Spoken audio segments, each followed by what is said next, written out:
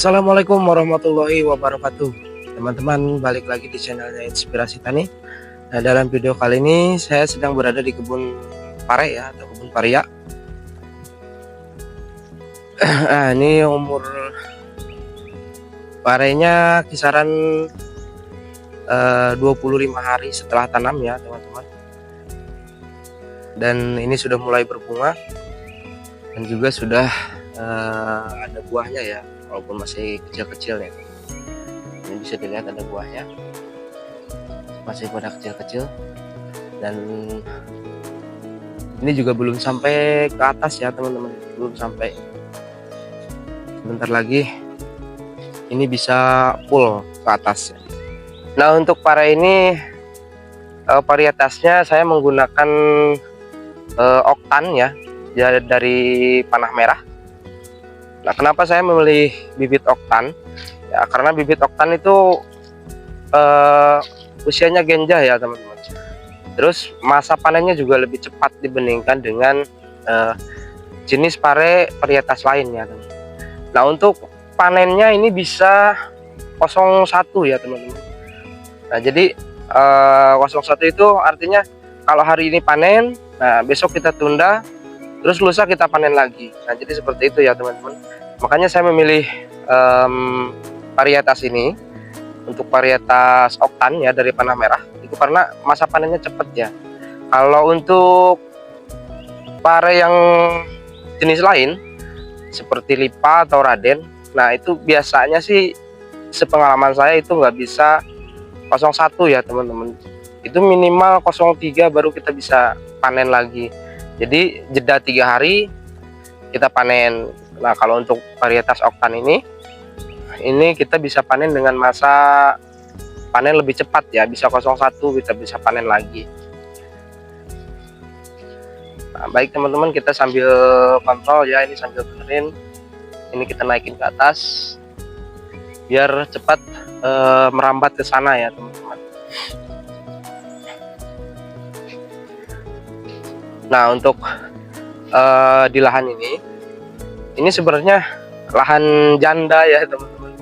Ini tadinya bekas semangka. Untuk areal tengahnya sini ini bekas tanaman semangka ya kemarinnya teman-teman. Nah, terus di pinggirannya sini, di pinggirannya ini sudah saya tanami cabai semua ya. Ini sampai sana ada tanaman cabai, sekelilingnya pokoknya ini saya tanami cabai ya. Ini cabainya udah beberapa kali panen. Nah, lahan bekas semangkanya kemarin ini langsung saya tanami paria. Nah, dan sekarang sudah mulai berbunga. Insya Allah ya sekitaran 2 mingguan lagi lah ini bisa kita panen ya teman-teman. Nah, untuk tanaman parianya bisa kita lihat ya, alhamdulillah pertumbuhannya lumayan subur ya teman-teman. Karena cuacanya mungkin lagi bagus ya, sekarang lagi banyak turun hujan. Nah, jadi pertumbuhannya lebih bagus ketimbang kemarin di musim kemarau ya. Nah, untuk melakukan perawatan sendiri sini sebenarnya nggak begitu ribet sih teman-teman ya. Terus untuk obat-obatannya juga nggak begitu ribet. Untuk pemupukan di sini saya hanya melakukan pemupukan dalam jangka waktu 1 minggu sekali dengan cara kocor ya teman-teman. Untuk pupuk tugalnya ini baru sekali pemakaian pupuk tugal ya. Ini masih baru beberapa hari kemarin. Nah, ini bekas tugalannya ya, bisa dilihat. Ini bekas tugalan kemarin pemupukan ya. Kita kasih pupuk di sini. Kemarin pemupukannya menggunakan pupuk Ponska, terus ditambah lagi pupuk mutiara dan juga fosfat ya teman-teman. Nah, untuk pemupukan kemarin yang ditugal itu cukup 3 jenis pupuk saja. Nah, kalau untuk pengocoran sendiri saya di sini biasanya menggunakan pupuk NPK 1616 ya, atau pupuk mutiara. Nah, untuk cabang-cabangnya ini saya nggak banyak yang dirempel ya teman-teman. Ini dari bawah hanya beberapa saja yang saya rempel, ya, sisanya saya biarkan. Ini nanti biar merambat di sini di pinggir. Ya. Ini batang utamanya lumayan besar ya teman-teman, kalau kita lihat. Nah, ini sudah mencapai ke atas. Bentar lagi ini akan memenuhi atap-atapnya ini ya. Ini belum, pengerjaannya belum beres semua, baru sebagian ya untuk pengerjaan ininya apa, para-paranya. Nah, untuk obat-obatan yang saya gunakan di sini belum begitu banyak ya teman-teman. Kalau untuk fungisidanya di sini saya hanya menggunakan antrakol, terus diselingi dengan mancozeb ya teman-teman, karena mengingat curah hujan yang sangat tinggi, jadi kita harus lebih sering menggunakan fungisida ya. Nah, untuk inseknya di sini saya hanya menggunakan insek yang murah-murah aja ya teman-teman.